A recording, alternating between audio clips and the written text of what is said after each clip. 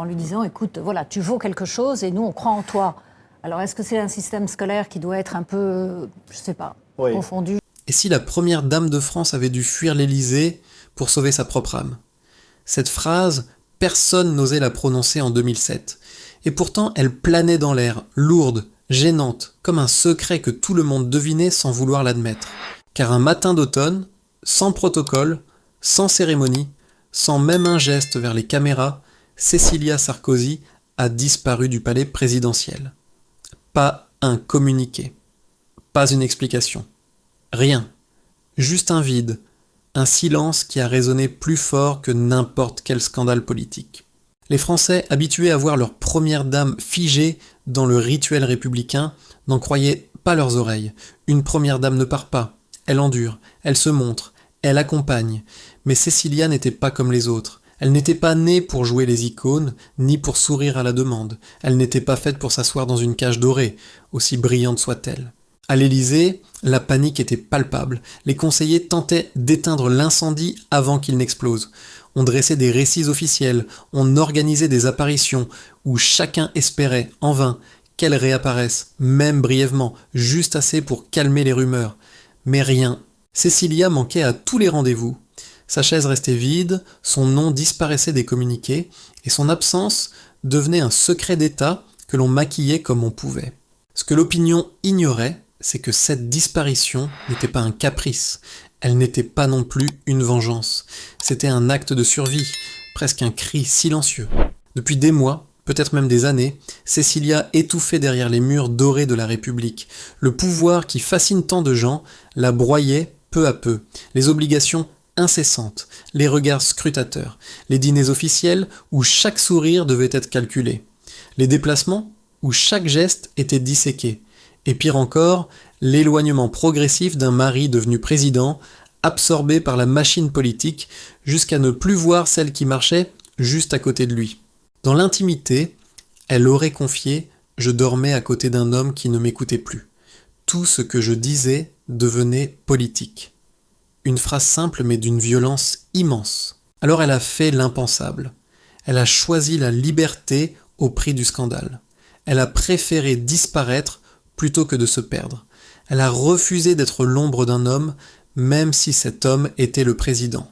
Et pourtant, ce n'est qu'en 2025, 15 ans plus tard, que la France a enfin compris. Quand Cécilia est revenue devant les caméras, calme, droite, presque mélancolique, elle a lâché une confession qui a glacé le pays. Je vivais dans un rôle imposé, ce n'était pas moi. Une phrase qui ouvre une brèche, qui fait naître 1000 questions, qui force chacun à regarder au-delà du masque politique. Pour comprendre ce geste radical, cette fuite qui a marqué l'histoire, il faut remonter loin en arrière, jusqu'aux origines de Cécilia, là où s'est forgée cette femme imprévisible, indomptable, impossible à enfermer. Pour comprendre la femme qui a osé tourner le dos à l'Élysée, il faut revenir là où tout a commencé. Boulogne-Billancourt, 1957, dans une famille qui n'avait rien de banal. Dès sa naissance, Cécilia porte en elle une mosaïque d'histoire, de douleur et d'exil. Une identité si riche qu'aucune étiquette ne pouvait vraiment la définir. Son père, André Siganer, était un tailleur juif d'origine russe. Un homme qui avait traversé la misère, l'errance et l'humiliation avant de devenir un artisan reconnu, travaillant pour les plus grands noms de la couture, dont Christian Dior. De lui, Cécilia a hérité la ténacité brute, la méfiance instinctive, la conscience que rien n'est jamais acquis. André parlait peu, mais ses silences en disaient long. Il savait ce que signifiait perdre sa liberté, et il a transmis cette peur à sa fille, une peur qui, des années plus tard, la rendrait incapable d'accepter la cage dorée de l'Élysée. Sa mère, Diane Albéniz de Sver, descendante du compositeur espagnol Isaac Albéniz, incarnait une élégance presque aristocratique. Elle portait la musique dans le sang, la culture comme une seconde peau, la grâce comme une respiration naturelle. De cette lignée, Cécilia a reçu la sensibilité, l'exigence et cette forme de fierté qui refuse le compromis. Une femme élevée dans la conscience de son héritage ne se courbe pas facilement. Dans cette famille où le passé vibrait dans chaque geste, Cécilia grandit entre deux mondes, celui des exilés façonnés par la survie et celui des héritiers imprégnés d'art et de distinction. Deux identités qui ne cesseraient jamais de se heurter en elle. À l'adolescence, elle fréquente le lycée Molière à Paris. Une élève brillante mais rebelle. Les professeurs racontent qu'elle discutait tout, qu'elle refusait l'autorité par réflexe, qu'elle voulait comprendre avant d'obéir, et qu'elle préférait la vie réelle aux amphithéâtres poussiéreux. Ce n'est donc pas une surprise si elle abandonne ses études de droit sans regret. Le droit enferme, structure, limite. Elle, au contraire, veut respirer. Très tôt, Cécilia développe une intuition rare. Elle pressent les failles derrière les discours. Elle décèle le mensonge sous le sourire. Elle perçoit les intentions avant les mots. Une faculté presque politique. Mais c'est dans la télévision, et non dans une quelconque institution, qu'elle met d'abord les pieds. En 1983, à seulement 26 ans, elle épouse l'animateur vedette Jacques Martin, un homme beaucoup plus âgé, adoré du public français, une figure emblématique du paysage audiovisuel. Pour certains, c'est un mariage de confort. Pour d'autres, une fuite romantique vers un monde scintillant. La vérité est plus subtile. Jacques lui offre une porte d'entrée vers un univers où l'on observe, où l'on apprend, où l'on se construit un regard sur le pouvoir. Car derrière les projecteurs, Cécilia regarde. Elle scrute, elle analyse. Elle n'est pas simplement la femme d'eux, elle devient une observatrice lucide, une présence qui déstabilise par son assurance silencieuse. Dans les dîners mondains, dans les coulisses des émissions, elle repère les vanités, les ambitions, les fragilités. Et pendant que Jacques amuse la France entière, Cécilia devine déjà que son destin n'est pas d'être la compagne d'un animateur célèbre. Elle sent confusément qu'une autre vie l'attend, plus sombre, plus intense, plus dangereuse peut-être. Et cette intuition se confirme un soir de 1984, lors d'une cérémonie municipale à Neuilly-sur-Seine, quand un jeune maire ambitieux, nerveux et incandescent s'approche d'elle. Un regard, une phrase et le cours de sa vie bascule. Ce soir-là, en 1984, lors d'une cérémonie municipale apparemment anodine, un regard a suffi à faire vaciller l'équilibre soigneusement construit de Cécilia. Face à elle, Nicolas Sarkozy, jeune maire de Neuilly-sur-Seine, 29 ans, énergie volcanique, ambition presque palpable. Il s'avance, lui serre la main, échange quelques mots, et comme elle le dira plus tard, j'ai compris que quelque chose venait de s'ouvrir, quelque chose que je ne pourrais jamais refermer. Ce n'est pas un simple coup de foudre, c'est un choc frontal, presque électrique, entre deux personnalités qui se reconnaissent. Lui voit en elle ce que peu de gens perçoivent, une lucidité rare, une force tranquille, un instinct politique naturel. Elle voit en lui ce qu'elle n'a jamais trouvé chez Jacques Martin, une flamme, une vision, une intensité presque dangereuse. Les années passent. Cécilia continue de vivre auprès de Jacques Martin, le père de ses deux filles, un homme tendre mais absorbé par son univers télévisuel. Pourtant dans l'ombre, le lien avec Sarkozy se renforce. Ils se croisent lors d'événements, se parlent à voix basse, se cherchent du regard. La tension est là, brûlante, silencieuse. Pour la première fois, Cécilia sent que sa vie est trop étroite pour elle. En 1992, la digue cède. Elle quitte Jacques Martin, provoquant un séisme médiatique. La France bien pensante s'indigne. Les tabloïds parlent d'une rupture scandaleuse. Cécilia, impassible, assume. Elle a choisi la passion, la vérité intérieure, plutôt qu'un confort tiède. En 1996, leur union devient officielle. Un an plus tôt, elle a donné naissance à leur fils, Louis.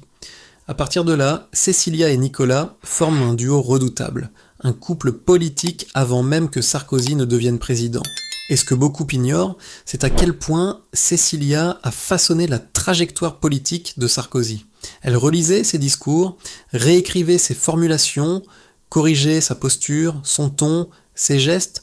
Elle savait quand il devait attaquer, quand il devait apaiser, quand il devait se taire. Un proche dira plus tard, elle lisait en lui comme dans un livre ouvert.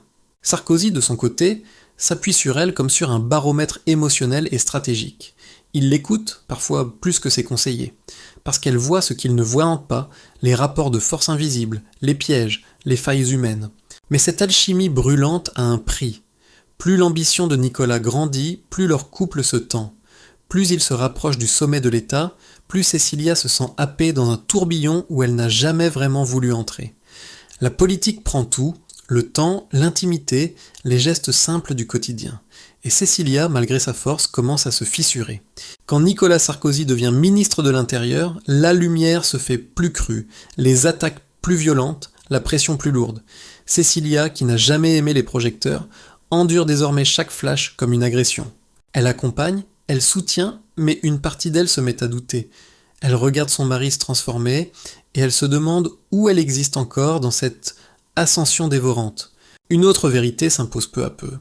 Le chemin qu'ils ont ouvert ensemble commence à les séparer.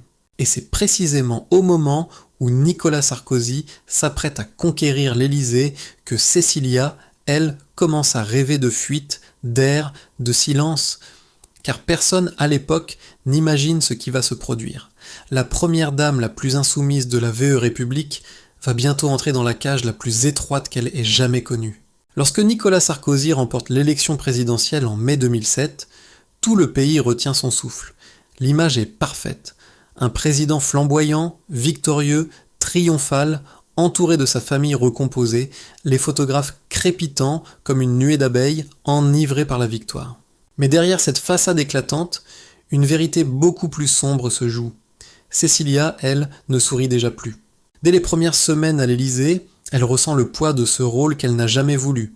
Elle l'avait dit à Nicolas, à ses proches, à qui voulait bien l'entendre, « Je ne suis pas faite pour être une première dame ». On avait cru à une phrase d'humeur. C'était un cri d'alarme. Car la vie à l'Élysée n'a rien d'un conte de fées. C'est une mécanique implacable, un univers où chaque pas, chaque regard, chaque mot devient symbole. À peine installée, Cécilia se heurte à la froideur du protocole. Les équipes du palais lui remettent des dossiers, des calendriers, des obligations. On lui explique quand se montrer, quand s'exprimer, comment s'habiller, quoi dire, et surtout, quoi ne jamais dire. Elle écoute en silence, mais à l'intérieur, quelque chose se brise déjà. Les dîners officiels, elle les déteste. Ces tables interminables, ces échanges forcés, ces sourires mécaniques. Cécilia les vit comme des scènes de théâtre où elle n'a aucun rôle écrit pour elle. Elle préfère les conversations sincères, la liberté de mouvement, les instants de vérité. Mais ici, tout est calculé, pesé, calibré, même la manière dont elle doit tenir une fourchette.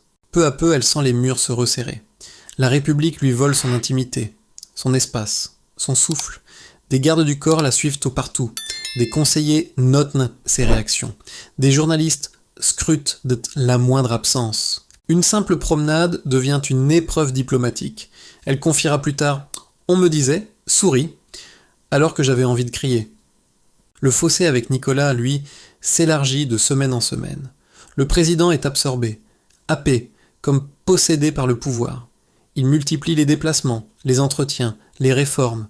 Il veut tout changer, tout bouleverser, tout accélérer.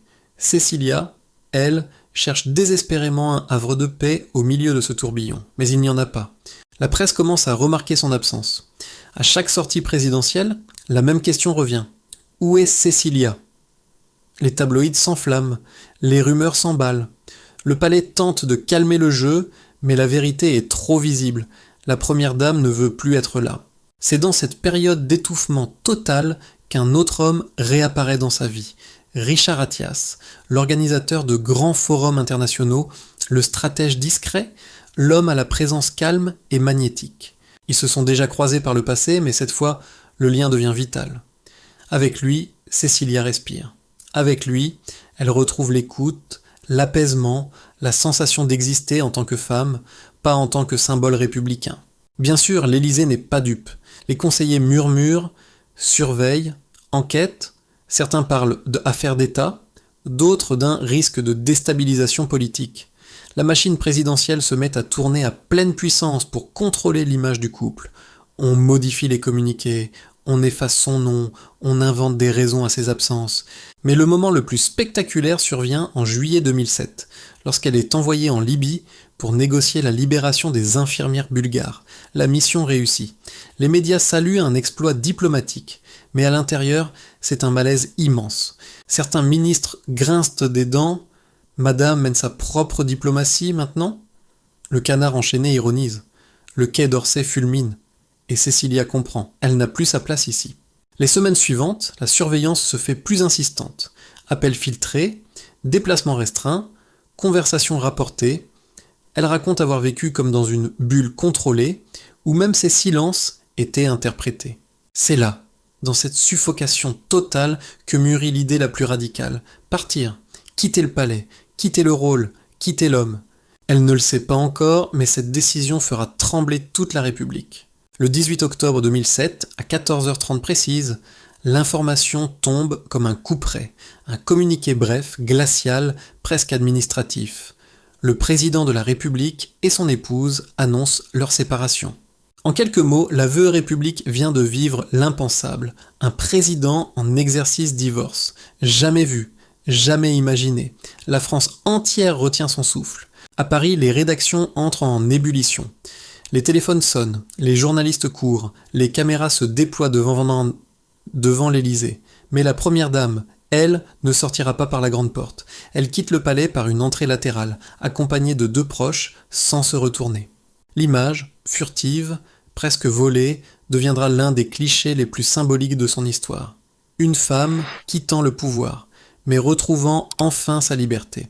À l'intérieur du palais, c'est la stupeur. Certains conseillers parlaient déjà depuis des semaines d'un fossé irréversible, mais peu imaginaient que la rupture serait aussi brutale, aussi publique, aussi explosive. Car derrière le silence officiel, il y a une tempête, tensions accumulées, absence prolongée, désaccords politiques, et surtout, une autre vie qui attend Cécilia ailleurs, aux côtés de Richard Attias. Les Français s'interrogent.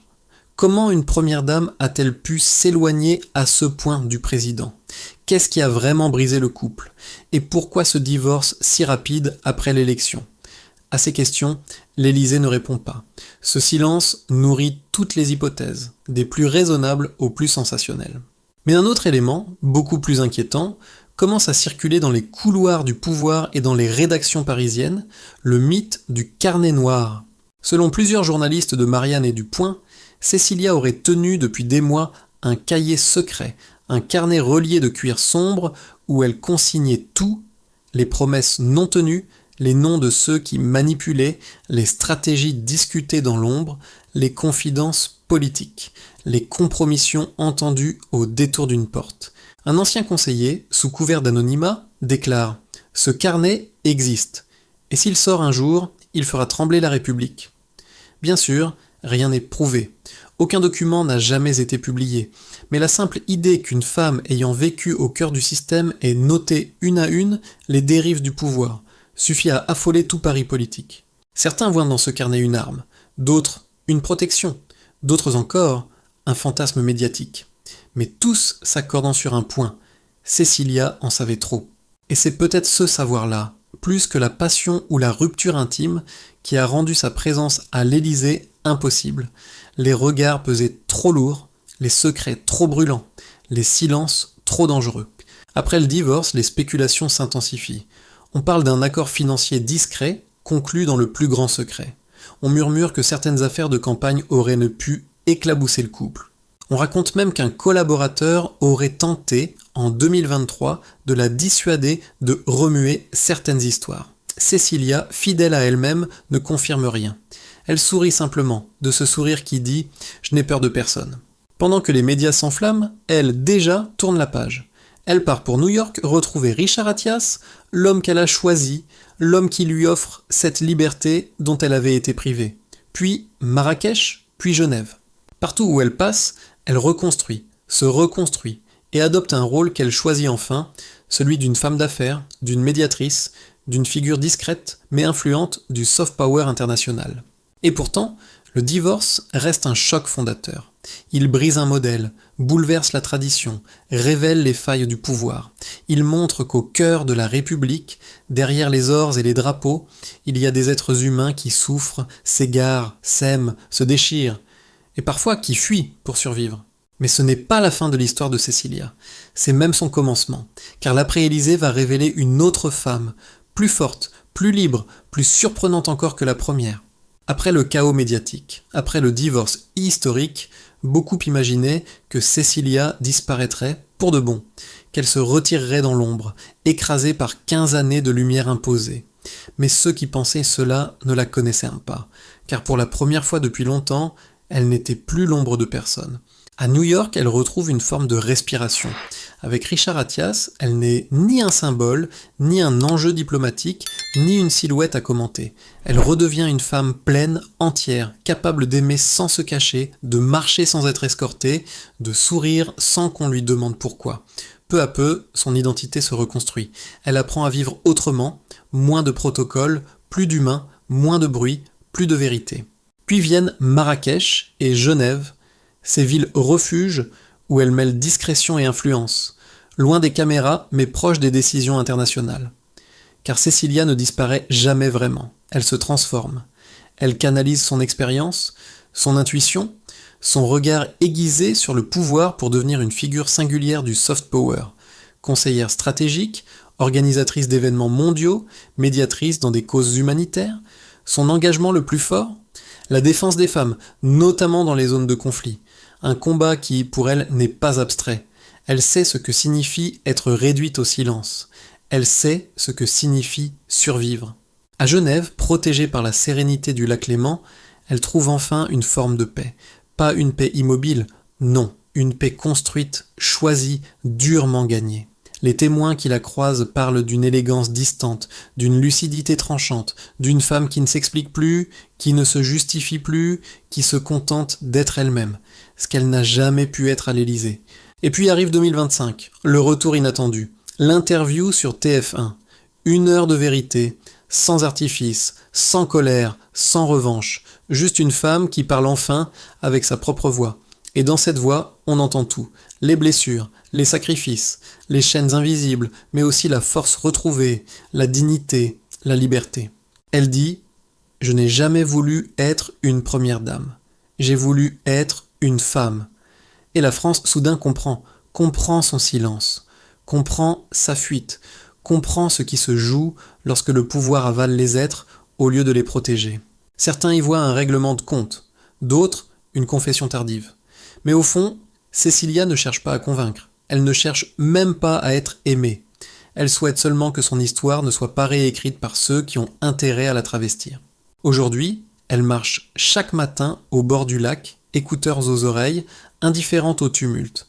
Elle n'a pas laissé un héritage politique, elle a laissé quelque chose de plus rare, un message, un rappel que même au sommet de la République, même enveloppé dans les ors de l'État, un être humain a le droit de dire non. Et au fond, n'est-ce pas cela le courage ? Avant de quitter cette vidéo, une question simple mais essentielle. Combien d'entre nous auraient eu la force de rompre avec un destin que tout le monde admire mais qui nous détruit à petit feu ? Si l'histoire de Cecilia Attias vous a touché, si elle vous inspire ou vous interpelle, laissez un commentaire, abonnez-vous, likez et partagez la vidéo. Votre soutien permet de continuer à raconter ces destins qui bousculent, qui éclairent, qui font réfléchir.